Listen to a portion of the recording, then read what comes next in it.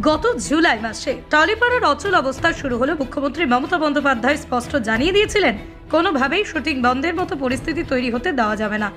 এই সংক্রান্ত বিষয়ে আলোচনা করার জন্য তিনি একটি বিশেষ কমিটি তৈরির কথা বলেন। তা সত্ত্বেও কাজ করতে গিয়ে কেন বারবার বাধার মুখে পড়তে হচ্ছে বাংলা সিনেমা, সিরিয়াল, ওয়েব সিরিজের পরিচালকদের, প্রশ্ন তুলছেন পরমব্রত। তাঁর সরাসরি অভিযোগ, গৌতম ঘোষ, প্রসেনজিৎ চট্টোপাধ্যায় এবং দেব অর্থাৎ দীপক অধিকারী মুখ্যমন্ত্রীর সঙ্গে মিটিং করার পর তাঁর কথা মতো যে কমিটি তৈরির সিদ্ধান্ত হয়েছিল তা নিয়ে কোনো পদক্ষেপ করেননি। দেখতে দেখতে 4 মাসের বেশি সময় অতিক্রান্ত। ইতিমধ্যেই জয়দীপ বন্দ্যোপাধ্যায়, কৌশিক গঙ্গোপাধ্যায়ের মতো পরিচালকদেরও শুটিং করতে গিয়ে সমস্যার মুখে পড়তে হয়েছে। টলিপাড়া সিরিয়াল জগতের পরিচালকদের অন্যতম বড় মুখ সৃজিত রায়। তাঁর সেটের টেকনিশিয়ানদের পরিচালকদের বিরুদ্ধে প্ররোচিত করা হয়েছে বলে অভিযোগ। নিজেদের মধ্যে আলোচনায় বসছে ডিরেক্টরস গিল্ড। গোটা ঘটনার জেরে বাংলা বিনোদন জগতে ফের অচল অবস্থা তৈরির আশঙ্কা শিল্পীদের মনে। শেষ খবর পাওয়া অনুযায়ী ডিরেক্টররা একটি মিটিং করছেন। আগামীকাল পর্যন্ত তারা অপেক্ষা করবেন। সমস্যার সমাধান না হলে অনির্দিষ্টকালের জন্য শুটিং বন্ধ হতে পারে বলেও মনে করা হচ্ছে।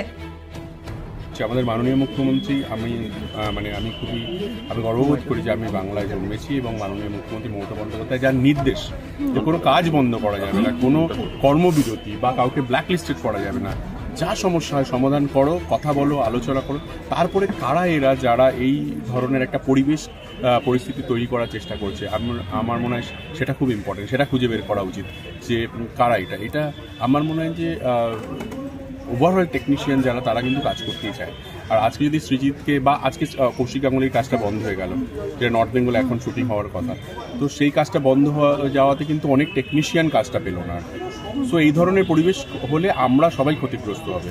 প্রথমে কৌশিক গাঙ্গুলি, তারপরে জয়দীপ দা, তারপরে সৃজিত, এরপরে আরও এক এক করে নাম যদি আসতে থাকে, এটা একটা অন্য প্ল্যান অফ অ্যাকশন চলছে আমার মনে হয়। সেটা আমি ওই 3 জনকেই বলবো, আমাদের মাননীয় রেসপেক্টেড যারা কমিটি মেম্বার তাদেরকে বলবো সেই সমস্যাটা ইমিডিয়েটলি সলভ করুন যাতে কাজের পরিবেশটা সুন্দর হয়। যদি গত জুলাই মাস থেকে শুরু হয়েছে এবং অ্যাকচুয়ালি গত বছর থেকে কতগুলো জিনিস নিয়ে আমরা আপত্তি করেছিলাম। একটা হচ্ছে এই ব্যান কালচার, কারোর কাজ বন্ধ করে দেওয়া, এটা কিন্তু কখনো শাস্তি হতে পারে। তারপরে জুলাই মাসে যে ঘটনাটা ঘটে রাহুল মুখার্জির শুটিং নিয়ে, সেই সময় আমরা কর্মবিরতিতে যেতে বাধ্য করা হয় কারণ তারা রাহুল মুখার্জির শুটে আসেনি।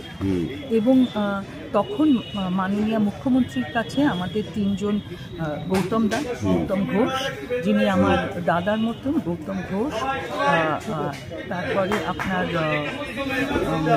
দেব, অভিনেতা দেব, এবং সেই সঙ্গে প্রসেনজিৎ চট্টোপাধ্যায়, তারা যান মাননীয় মুখ্যমন্ত্রীর কাছে এবং মাননীয় মুখ্যমন্ত্রী তখন বলেন যে কোনো ব্যান, কোনো কর্মবিরতি এসব যেন না হয়।